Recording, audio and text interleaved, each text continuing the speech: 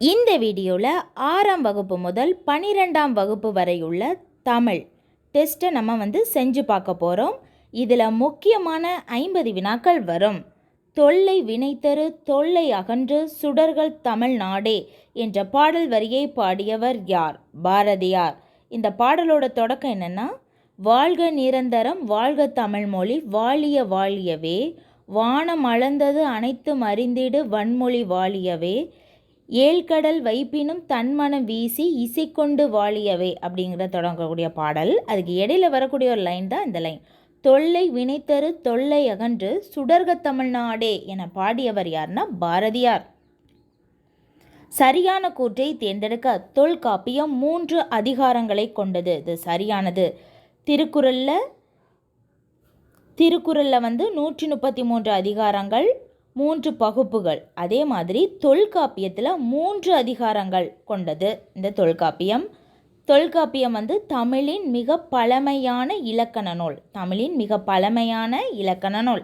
இந்நூலில் எழுத்து சொல் பொருள் என அதிகாரங்கள் உள்ளது. அந்த 3 அதிகாரங்களையும் கூற்று 2ல் சொல்லியிருக்கு. எழுத்து சொல் பொருள் என 3 அதிகாரங்களையும் உடையது. எனவே கூற்று 1 மற்றும் 2 இரண்டுமே சரியானது. சரியான கூற்றை தேர்ந்தெடுக்க. கூற்று: கடைச்சங்க காலத்தில் தமிழகத்தில் எழுதப்பட்ட எழுத்துக்கள் கண் எழுத்துக்கள் என்று அழைக்கப்பட்டன. இது சரியானது. தமிழ் மொழியை எழுத 2 வகை எழுத்துக்கள் வழக்கில் இருந்தன என்பதனை நாம் அறிகின்றோம். கூற்று காரணமும் சரி. கூற்று காரணத்திற்கான சரியான காரணம் கூற்றிற்கான சரியான விளக்கம்தான். கடைச்சங்க காலத்தில் தமிழில் எழுதப்பட்ட எழுத்துக்கள் கண் எழுத்துக்கள். இதை தனியாகவும் கேட்கலாம். கடைச்சங்க காலத்தில் தமிழகத்தில் எழுதப்பட்ட எழுத்துக்களின் பெயர் என்ன?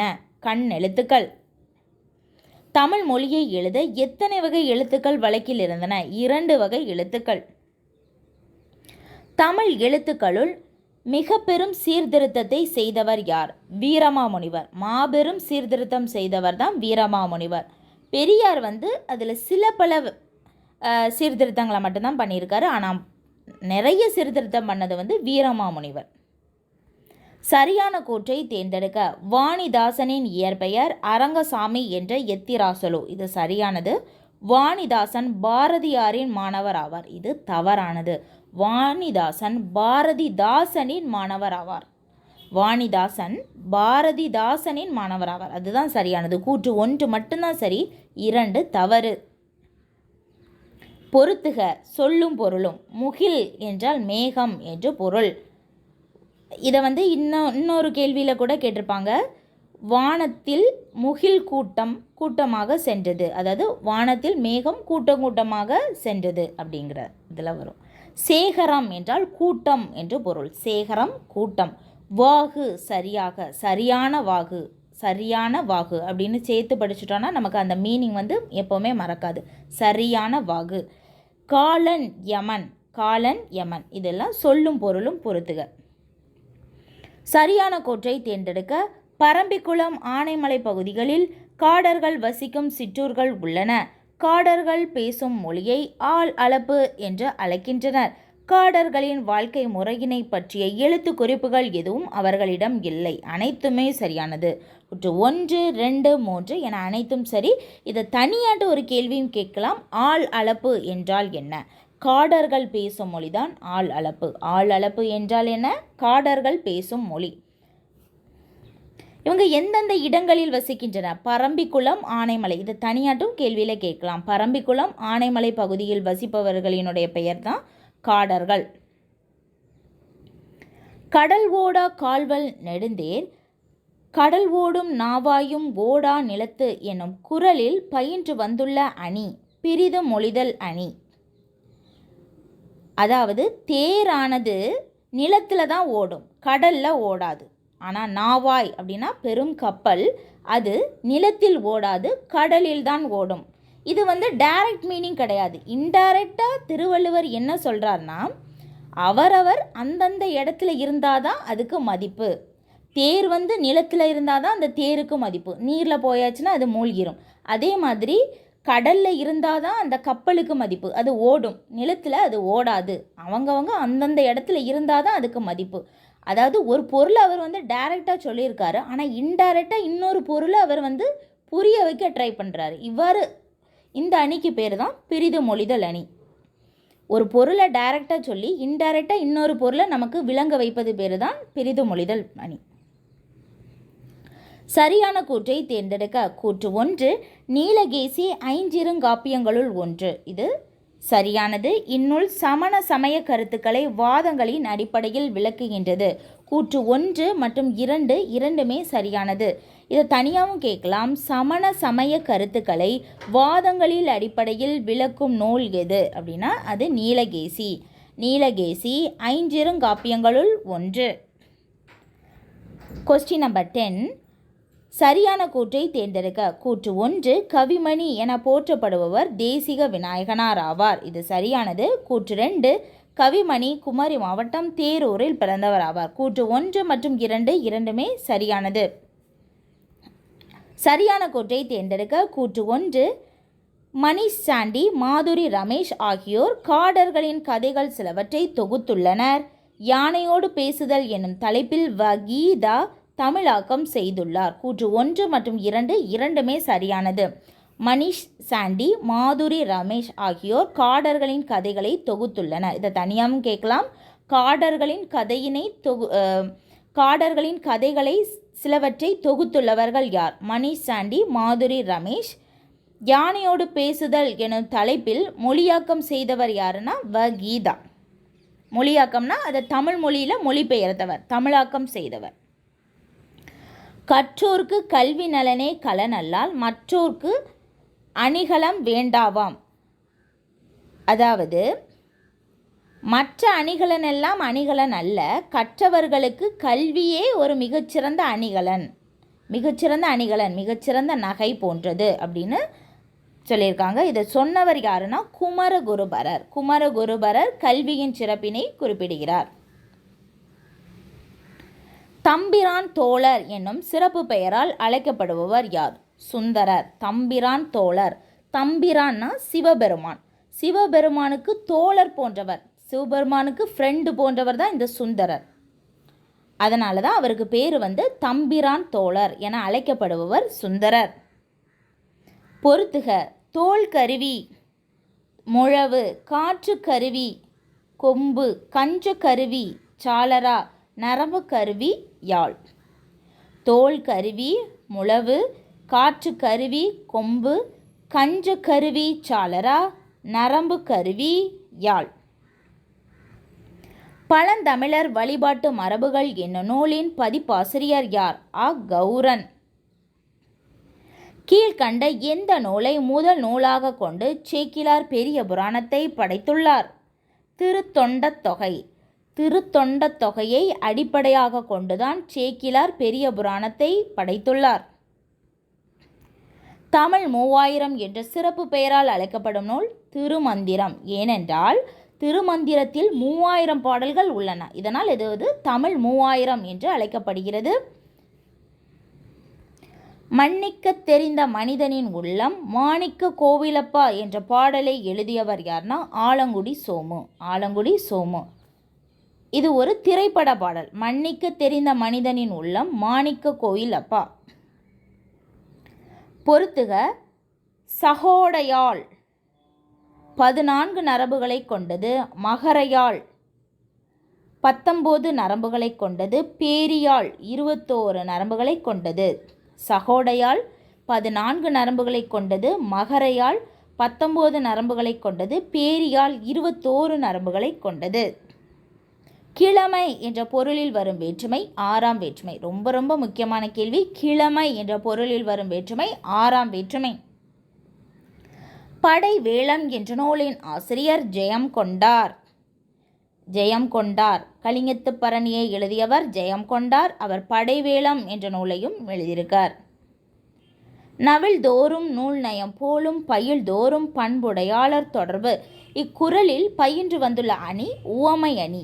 ஏன்னா போலும் அப்படிங்கிற உவம உருவு வெளிப்படையாக வந்ததுனால இது உவமை அணி. நவில்தோறும் நூல் நயம் போலும் பயில்தோறும் பண்புடையாளர் தொடர்பு. பொறுத்துக. இளைய தோழனுக்கு மேத்தா, அதாவது நூலும் பொருளும், நூலும் அதோட ஆசிரியரும். இளைய தோழனுக்கு மேத்தா, பால் மனம் கோமகள் உயிர் குணங்கள் சேசுராஜா காலம் உடன் வரும் ஸ்ரீரங்கராயன் சிவகுமார்.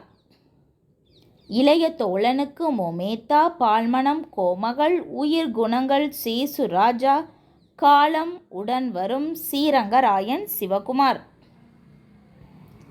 தென்னிந்திய சமூக சீர்திருத்தத்தின் தந்தை என போற்றப்படுபவர் அயோத்திதாசர். ஏனென்றால் இவர் பெரியாருக்கும் அம்பேத்கருக்கும் முன்னோடியாக திகழ்ந்தவர் தான் இந்த அயோத்திதாசர். தென்னிந்திய சமூக சீர்திருத்தத்தின் தந்தை அயோத்திதாசர். என் பகுத்தறிவு பிரச்சாரத்திற்கும் சீர்திருத்த கருத்துக்களுக்கும் முன்னோடிகளாக திகழ்ந்தவர்கள் பண்டிதமணி அயோத்திதாசரும் தங்கவயல் அப்பாத்துரையாரும் ஆவார் என்று கூறியவர் யாருன்னா தந்தை பெரியார். தந்தை பெரியார் என்ன சொல்லியிருக்காருன்னா, அவருடைய சீர்திருத்த கருத்துக்களுக்கும் பகுத்தறிவிற்கும் முன்னோடியாக திகழ்ந்தவராட்டு 2 பேரை சொல்கிறாரு. ஒன்று தங்கவயல் அப்பாத்துரையார், மற்றொன்று அயோத்திதாசர். இந்திய நாடு மொழிகளின் காட்சி சாலை என குறிப்பிட்டவர் யார்? அகத்தியலிங்கம். மாமலை போற்றுதும் மாமலை போற்றுதும் என பாடியவர் இளங்கோவடிகள் தன்னுடைய சிலப்பதிகாரத்தில் பாடியுள்ளார். பொறுத்துக மாங்குடி மருதனார். மழை சர் ஆர்தர் காட்டன். கிராண்ட் அணை. ஊருணி பருகும் நீர். ஊருணினா நம்ம குடிக்கக்கூடிய நீருக்கு பேர் தான் ஊருணி. கரிகால சோழன் கல்லணையை கட்டினார். மண்ணுயிருக்கெல்லாம் ஒண்டியும் உடையும் உறையுருளும் அல்லது கண்டது இல் என்ற அடிகள் இடம்பெற்றுள்ள நூல் மணிமேகலை. மண்ணுயிருக்கெல்லாம் ஒண்டியும் உடையும் உறையுறும் அல்லது கண்டது இல் என்ற அடிகள் இடம்பெற்றுள்ள நூல் மணிமேகலை. பொறுத்துக காதொளிரும் குண்டலகேசி கைக்கு வளையாபதி பொன்முடி சூளாமணி மெல்லிடையில் மணிமேகலை. காதொளிரும் குண்டலகேசி கைக்கு வளையாபதி, வளையல் கைக்கு போடுவோம், பொன்முடி சூளாமணி மெல்லிடையில் மணிமேகலை. கீழ்கண்ட கூற்றுகளை காண்க. இந்தியாவில் பேசப்படும் மொழிகளின் எண்ணிக்கை 1300க்கும் மேற்பட்டது. இந்திய மொழிகளை 4 மொழி குடும்பங்களில் அடக்கலாம். திராவிட மொழிகள் மொத்தம் 28. நடு திராவிட மொழிகளுள் ஒன்று கொரகா. இதில் 4 மட்டும் தவறானது. நடு திராவிட மொழி கொரகா வராது. கீழ்கண்ட கூற்றுகளை காண்க. நீரின்றி அமையாது உலகு என கூறியவர் திருவள்ளுவர். குள்ள குளிர குடைந்து நீராடி ஆண்டாள். உணவெனப்படுவது நிலத்தொடு நீரே. சங்கப்பாடல். சனி நீராடு என்பது பழமொழி. 4 மட்டும் தவறு. சனி நீராடு என்பது பழமொழி அல்ல, ஔவையின் மொழி. கூரிய கொம்புகளும் சிலிர்த்த திமில்களும் கொண்ட 3 எருதுகளை பலர் கூடி விரட்டுவது போன்ற பண்டைய ஓவியம் எங்கு காணப்படுகிறது? கரிக்கையூர். கீழ்கண்ட கூற்றுகளை காண்க. இந்திய நீர்ப்பாசனத்தின் தந்தை என அறியப்படுபவர் சர் ஆர்தர் காட்டன். 1839ஆம் ஆண்டு காவிரி பாசன பகுதிக்கு தனி பொறுப்பாளராக ஆங்கிலேய அரசால் நியமிக்கப்பட்டவர் சர் ஆர்தர் காட்டன். கூற்று 1 மட்டும்தான் சரி. இது இயற் தப்பு. கீழ்கண்ட கூற்றுகளை காண்க. தோன்றல் திரிதல் கெடுதல் என விகார புணர்ச்சி 3 வகைப்படும். இது சரியானது. வல்லின மிகுந்து வருதல் தோன்றல் விகார புணர்ச்சியின்பால் படும். கூற்று 1 மற்றும் 2 இரண்டுமே சரியானது. சரியான கூற்றை தேர்ந்தெடுக்க. கூற்று 1 செஸ்டர் கால்சன் என்பவர் 1938ஆம் ஆண்டு உலகின் முதல் ஒளிப்படையை எடுத்தார். கூற்று 2 கிரேக்க மொழியில், அதாவது ஜீரோகிராஃபி என்றால் உலர் எழுத்து முறை என்று பொருள். கூற்று 1 மற்றும் 2 இரண்டுமே சரியானது. பொறுத்துக.